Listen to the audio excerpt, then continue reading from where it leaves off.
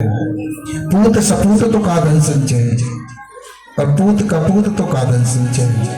यदि सुपात्र है तो उसके लिए कमाने की आवश्यकता नहीं है, क्योंकि वो खुद ही इतना समर्थवान है कि अपने लिए क्या आगे की पीढ़ी के लिए वो स्वयं कमा लेगा। और कुपात्र है तो उसके लिए आप जितना मर्जी कमा करके रख दीजिए, आपके सारे धन को ठिकाने लगा देगा। तो इकट्ठा ना करें, क्योंकि जैसे मधुमक्खी शहद को इकट्ठा कर लेती है और शहद इकट्ठा होने पर एक दिन वही ले आकर के तोड़ करके ले जाता है, ना तो वो अपने काम आता है। जो रात दिन मेहनत करी वो सब की सब व्यर्थ हो जाती है। कभी इकट्ठा नहीं करना चाहिए। शहद के साथ साथ अपने प्राणों को भी मधुमक्खी दे देती है, क्योंकि जब धन गलत जगह पर या चोरी में चला जाता है तो दुख होता है, और दुख के कारण अंत में भगवान 13वां गुरु मैंने हाथी को बनाया। हाथी से मैंने सीखा कि सन्यासी को कभी भी काष्ठ की स्त्री को भी स्पर्श नहीं करना चाहिए। जैसे कि हाथी कागज की बनी हुई हथेली से स्पर्श प्रयाग से गड्ढे में गिर जाता है। 14वां गुरु मैंने मधु निकालने वाले को बनाया। पक्षियों के द्वारा संग्रह किए गए शहद को तोड़ने वाले जैसे शहद को छीन ले जाता है, उसके जैसी होती है। 15वां गुरु मैंने हिरण को बनाया। वीराजन सन्यासी को हिरण की तरह वासना रूपी वाणी को धुनो कभी नहीं सुननी चाहिए, नहीं तो विष रूपी वही लिया उसे बीज देगा। 16वां गुरु मैंने मछली को बनाया। मछली को बनाया हिरण। मछली की भांति जिह्वा के लोभ में कांटे में लगे अन्न को या मांस के टुकड़े को नहीं फंसना चाहिए, अन्यथा प्राणी को हाथ धोना पड़ेगा। जो जीव का स्वादी होता है ना, उसे एक दिन अपने प्राण देने पड़ते हैं। गुरु बनाया रजन विधि नगर में के पिंगला नाम की वेश्या रहती है, जो सज धज करके रात भर बाहर की तरफ देखती रहती है, परंतु उसके पास कोई भी जार पुरुष नहीं आता। पिंगला सोचती है, मैंने अपने हृदय में विराजमान स्वामी को तो छोड़ दिया, और तुच्छ प्राणियों को जो अंत में दुख ही दुख देते हैं। कुड़ी से मैंने सीखा कि जब उस पर मांस का टुकड़ा रहा तब सारे पक्षी उस पर झपट रहे थे, और उससे एक मांस का टुकड़ा छीन लिया गया तो उसके पास में कोई नहीं आया।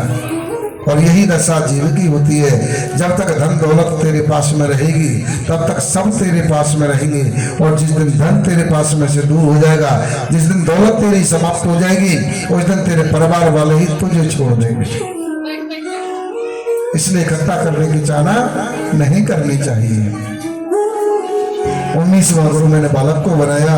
जिस तरह बालक को वैर प्रीति के भाव से लिप्त नहीं होता, उसी प्रकार मनुष्य को सबके उस कन्या से वर्ण करने वाले आए। वह धान कूट रही थी, लेकिन चूड़ी खनक रही थी। एक एक चूड़ी उतारती गई, और जब एक भी चूड़ी ना रही तब वह आवाज होना बंद हो गई। खनकनी चूड़ी आराधना करे, अकेले में बैठ करके करे, क्योंकि चार यदि साथ में रहेंगे तो ईश्वर की आराधना नहीं की जा सकती। चार बैठेंगे तो बात अवश्य करेंगे, और बातें शिक्षा रहेगी कि दुकान के आगे से बारात बाजे बजते हुए एक बारात निकल गई। एक आदमी ने आकर पूछा, भाई यहाँ से कोई बारात गई है क्या? कितना समय हो गया? बाण बनाने वाला बोला, भैया मैं तो अपने बाण बनाने में तल्लीन था, मुझे नहीं पता यहाँ से कौन गया। यही भगवान के भक्त के अंदर भी होना चाहिए। जब भगवान का भजन करे तो उस समय तो यह प्रतीत ना हो कि घर में कौन आया कौन गया, किस तरीके से किसने क्या काम किया। मतलब ध्यान को अपने को एकाग्र करके ईश्वर का ध्यान करें, उसमें अन्य कोई ध्यान में ना हो।